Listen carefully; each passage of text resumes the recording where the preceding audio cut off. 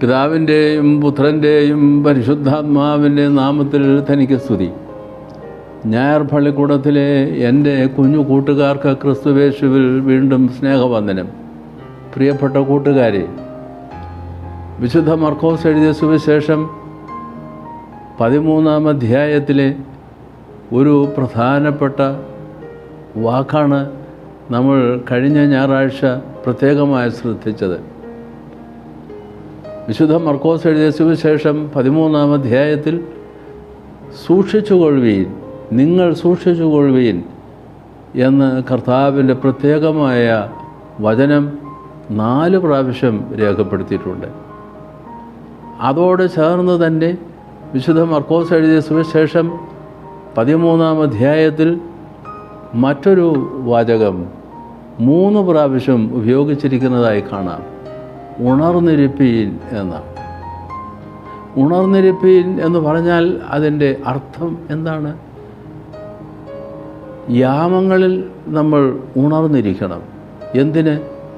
പ്രാർത്ഥനയിൽ ഉണർന്നിരിക്കണം.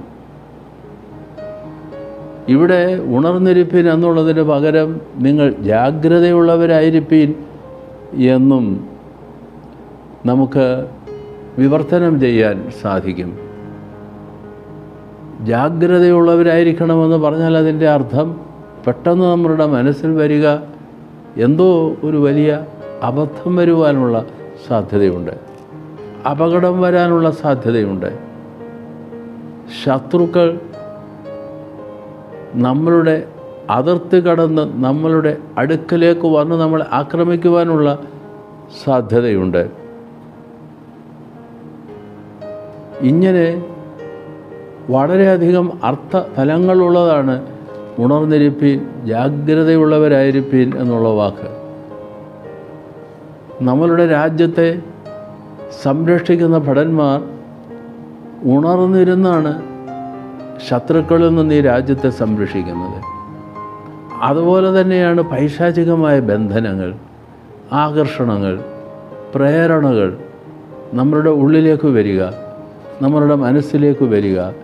ഇതിനു മുമ്പ് ഞാൻ ഓർമ്മിപ്പിച്ചിട്ടുള്ളതുപോലെ ഒരു ദിവസം ഒരാളുടെ മനസ്സിലേക്ക് ഏതാണ്ട് 65,000 ചിന്തകളാണ് കടന്നു വരുന്നത്.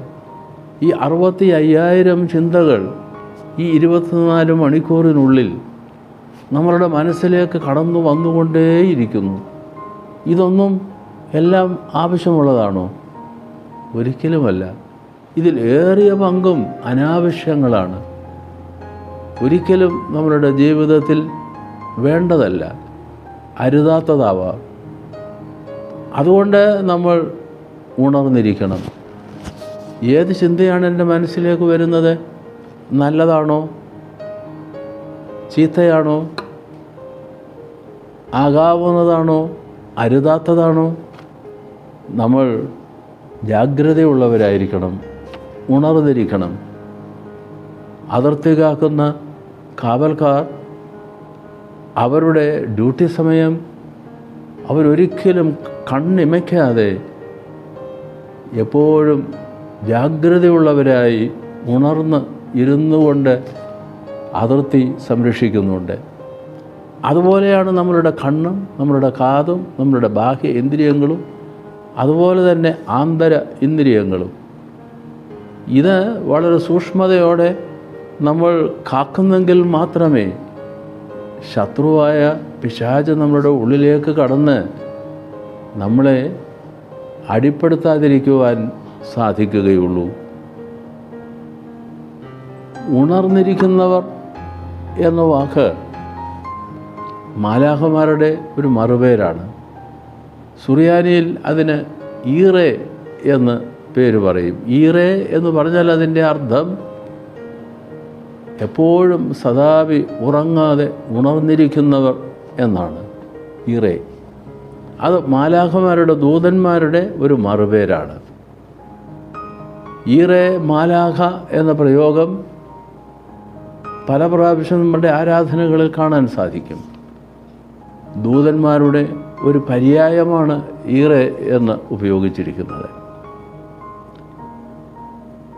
ഇതൊരു വലിയ പാഠമാണ്. ഉണർന്നിരിപ്പീൻ എന്ന് പറയുമ്പോൾ ദൈവദൂതർ എപ്പോഴും ഉണർന്നിരിക്കുന്നു. ദൈവദൂതന്മാരെ പോലെ നമ്മളും ഉണർവുള്ളവരായി ആപത്തിൽ അകപ്പെടാതെ, കെണികളിൽപ്പെടാതെ, പാപങ്ങളിൽ വീണുപോകാതെ, തിന്മകളിൽ അകപ്പെട്ടു പോകാതെ നിരന്തരം ജാഗ്രതയോടുകൂടെ ഉണർവോടുകൂടെ ഇരിക്കുന്നവരായിരിക്കണം. നമ്മളുടെ മനസ്സിലേക്ക് വരുന്ന ചിന്തകൾ എന്തെല്ലാമാണ്? ശാന്തമായി ഒരു 10 മിനിറ്റ് നമുക്കൊന്ന് ഇരുന്ന് നോക്കാം. എന്നിട്ട് മനസ്സിലേക്ക് വരുന്ന ചിന്തകൾ എണ്ണി എണ്ണി നമുക്ക് നോക്കുന്നതിന് പ്രത്യേകമായൊരു പരിശ്രമം നടത്താം. അപ്പോഴറിയാം എന്തെല്ലാം ആവശ്യമില്ലാത്തവയാണ് ചിന്തകളായി വരുന്നത്. അതെല്ലാം അകറ്റിക്കളയുമ്പോൾ നമ്മൾ ശക്തരായിത്തീരും. ദൈവസന്നിധിയിൽ നമ്മൾ സ്വീകാര്യരായി ഭവിക്കും, ശക്തരും സ്വീകാര്യരുമാവും. അതുകൊണ്ടാണ് പിതാക്കന്മാർ നമ്മളെ പ്രത്യേകം ഉപദേശിക്കുന്നത്, മക്കളെ നിങ്ങൾ ഉണർന്നിരിപ്പീൻ. പിതാക്കന്മാർ ഇങ്ങനെ നമ്മളോട് ആവശ്യപ്പെടുന്നത് കർത്താവിൻ്റെ വചനം ഉരുവിട്ടുകൊണ്ടാണ്. നിങ്ങൾ ഉണർന്നിരിപ്പീൻ, നിങ്ങൾ ജാഗ്രതയോടുകൂടി ഇരിപ്പീൻ. പിശാച് എപ്പോൾ വേണമെങ്കിലും തിന്മകൾ നമ്മളുടെ ഉള്ളിലേക്ക് കൊണ്ടുവരുന്നതിനും തിന്മകൾ കൊണ്ട് നമ്മളുടെ ജീവിതത്തെ ആകർഷിച്ച് വീഴ്ത്തുന്നതിനും ശ്രമിച്ചുകൊണ്ട് എപ്പോഴും നമ്മളുടെ അടുക്കലുണ്ടാവും. നമ്മൾ ഉണർന്നിരുന്നു കൊള്ളണം, ജാഗ്രതയുള്ളവരായിരിക്കണം. ഈ നോമ്പുകാലം അതിനായുള്ള പ്രത്യേകമായ ഒരു പരിശ്രമവും പ്രത്യേകമായ ഒരു ശ്രദ്ധയും നമ്മൾ വളർത്തിയെടുത്ത് ജീവിതത്തെ അങ്ങനെ ഒരു പ്രകൃതമായി, സ്വാഭാവികമായി വരുന്ന ഒരു പ്രകൃതമായി രൂപാന്തരപ്പെടുത്തുവാനുള്ള പരിശീലനം തേടുന്ന അവസരമാണ്. കുഞ്ഞുങ്ങളെ, ഉണർന്നിരിക്കണം. തിന്മകളും പൈശാചികമായ പ്രേരണകളും നമ്മിലേക്ക് ശക്തമായി വരുവാനുള്ള സാധ്യത എപ്പോഴും നമ്മളുടെ മുമ്പിലുണ്ട്.